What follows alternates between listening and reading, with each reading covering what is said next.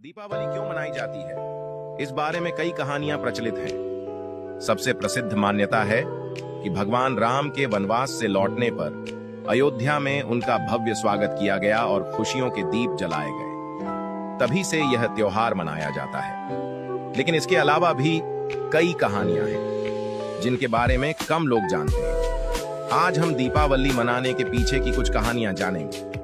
श्री राम के वनवास से लौटने की खुशी, ये वह कहानी है जो लगभग सभी भारतीय को पता है। कहा जाता है कि मंथरा की बातों में आकर कैकई ने दशरथ से राम को वनवास भेजने का वचन मांग लिया। इसके बाद श्री राम को वनवास जाना पड़ा।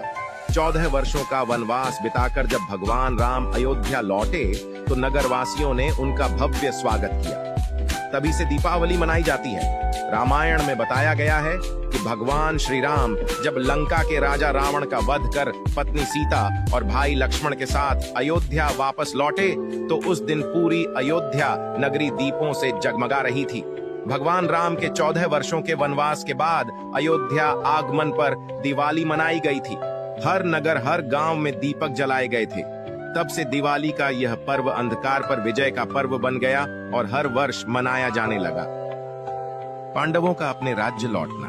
महाभारत काल में कौरवों ने शकुनी मामा की मदद से शतरंज के खेल में पांडवों को हराकर छल पूर्वक उनका सब कुछ ले लिया और उन्हें राज्य छोड़कर 13 वर्ष के लिए वनवास जाना पड़ा। कार्तिक अमावस्या को 5 पांडव युधिष्ठिर, भीम, अर्जुन, नकुल और सहदेव 13 वर्ष का वनवास पूरा कर अपने राज्य लौटे। उनके लौटने की खुशी में राज्य के लोगों ने दीप जलाए। माना जाता है कि तभी से कार्तिक अमावस्या को दीपावली मनाई जाती है। मां लक्ष्मी का अवतार। धन की देवी और भगवान विष्णु की अर्धांगिनी मां लक्ष्मी की उत्पत्ति को लेकर पौराणिक कथाओं के अनुसार दानवों ने तीनों लोकों में हाहाकार मचा दिया था। कालांतर में तीनों लोकों में दानवों का अत्याचार बढ़ने लगा और उनका तीनों लोकों में आधिपत्य हो गया। इसके चलते राजा इंद्र का सिंहासन भी छिन गया। इसके बाद घबराए देवता गण भगवान विष्णु की शरण में पहुंचे। इस पर भगवान ने उन्हें समुद्र मंथन करने की सलाह दी और समुद्र मंथन से निकलने वाले अमृत को पीने को कहा। इससे देवता अमर हो जाएंगे और वे दानवों को हराने में सफल होंगे। भगवान विष्णु के कहने पर क्षीर सागर में समुद्र मंथन किया गया। इसमें 14 रत्नों के साथ ही अमृत और विष भी निकला। समुद्र मंथन के दौरान ही मां लक्ष्मी की भी उत्पत्ति हुई थी, जिसे भगवान विष्णु द्वारा अपनी अर्धांगिनी के रूप में धारण किया गया। दीपावली का त्योहार हिंदी कैलेंडर के अनुसार कार्तिक महीने की अमावस्या को मनाया जाता है। कहा जाता है कि इसी दिन समुद्र मंथन के दौरान मां लक्ष्मी जी ने अवतार लिया था। मां लक्ष्मी को धन और समृद्धि की देवी माना जाता है। इसलिए हर घर में दीप जलने के साथ साथ हम माता लक्ष्मी जी की पूजा भी करते हैं। नरकासुर का वध।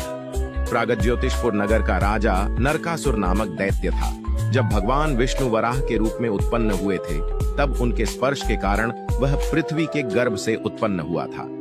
उसने अपनी शक्ति से इंद्र, वरुण, अग्नि, वायु आदि सभी देवताओं को परेशान कर दिया।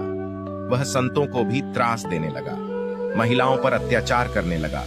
उसने संतों आदि की 16,000 स्त्रियों को भी बंदी बना लिया। जब उसका अत्याचार बहुत बढ़ गया तो देवता भगवान श्री कृष्ण की शरण में गए। लेकिन नरकासुर को स्त्री के हाथों मरने का श्राप था, इसलिए भगवान श्री कृष्ण ने अपनी पत्नी सत्यभामा को सारथी बनाया। इंद्र की प्रार्थना स्वीकार करके श्री कृष्ण अपनी प्रिय पत्नी सत्यभामा को साथ लेकर गरुड़ पर सवार हो प्रागज्योतिषपुर पहुंचे। वहां पहुंचकर भगवान कृष्ण ने अपनी पत्नी सत्यभामा की सहायता से सबसे पहले मुरदैत्य सहित मुर के छपुत्र ताम्र, अंतरिक्ष, श्रवण, विभावसु, नभश्वान और अरुण का संहार किया। मुरदैत्य के वध हो जाने का समाचार सुन नरकासुर अपने अनेक सेनापतियों और दैत्यों की सेना को साथ लेकर युद्ध के लिए निकला।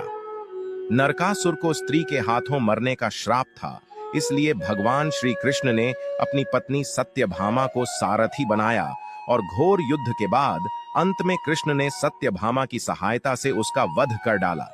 इस प्रकार श्री कृष्ण ने कार्तिक मास के कृष्ण पक्ष की चतुर्दशी को नरकासुर का वध कर देवताओं व संतों को आतंक से मुक्ति दिलाई। उसी की खुशी में दूसरे दिन अर्थात कार्तिक मास की अमावस्या को लोगों ने अपने घरों में दिए जलाए। तभी से नरक चतुर्दशी तथा दीपावली का त्योहार मनाया जाने लगा। तो ये थीं दिवाली मनाने के पीछे की कुछ दिलचस्प कहानियां।